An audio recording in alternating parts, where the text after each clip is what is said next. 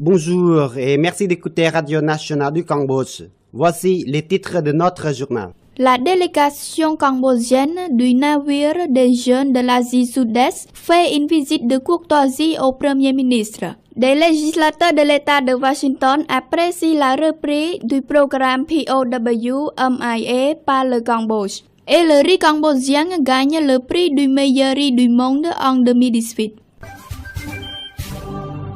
Merci d'écouter Radio Nationale du Cambodge sur 105.70 FM et sur 918 AM. Le Premier ministre Somday Akep Mahasenapadej Hun Sen a reçu le matin du 16 octobre au Palais de la Paix à Phnom Penh la délégation de jeunes cambodgiens pour le 45e programme du navire des jeunes de l'Asie du Sud-Est et du Japon 2018 qui se tiendra du 23 octobre au 12 décembre 2018, rapporte l'agent Camtier Presse.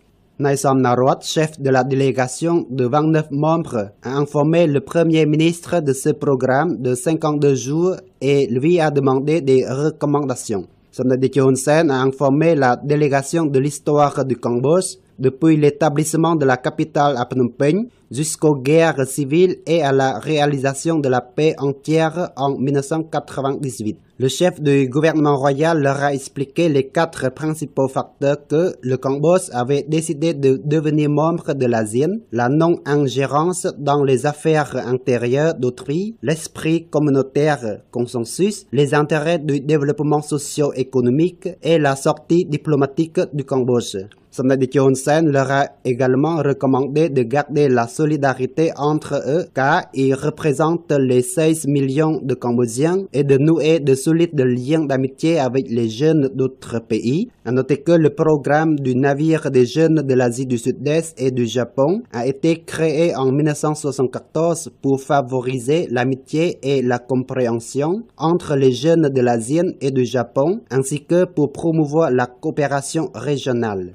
Les législateurs de l'État de Washington sont optimistes quant aux futures relations avec le Cambodge à la suite de discussions avec des officiels du gouvernement royal, ce qui a amené à la reprise de la recherche des restes de soldats américains portés disparus pendant la guerre du Vietnam, lit-on dans un communiqué de presse de la législature de l'État de Washington, cité par l'agent Camtier Presse. D'après le communiqué, le sénateur Doug Erickson et le député Wang Song-bai ont rencontré à plusieurs reprises le Premier ministre cambodgien Somday Hun Sen et des hauts officiels du gouvernement pour discuter des questions commerciales et d'autres. Erickson et Bai se sont récemment rendus à New York à la fin du mois de septembre et ont rencontré le Premier ministre Hun Sen lors de sa visite à l'Assemblée générale des Nations unies. Les familles des Américains portés disparus ont passé près de 50 ans à chercher des réponses sur leurs proches, a dit Erickson, ajoutant « Je suis très heureux que nos discussions avec le Premier ministre Hun Sen aient contribué à donner du réconfort aux parents, aux conjoints et aux enfants des membres de nos services. » Le député Bai a pour sa part déclaré que les réunions avaient été positives.